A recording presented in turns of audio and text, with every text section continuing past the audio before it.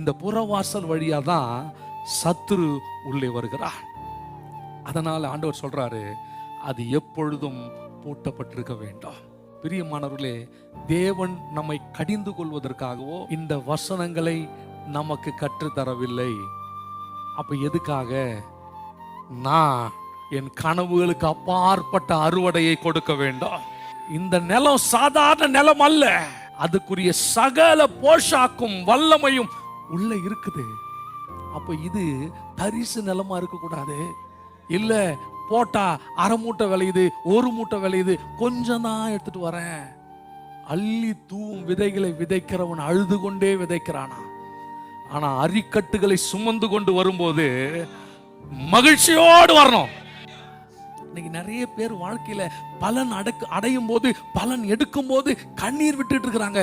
ஏன்னா புறவாசலை சரியா பூட்டல.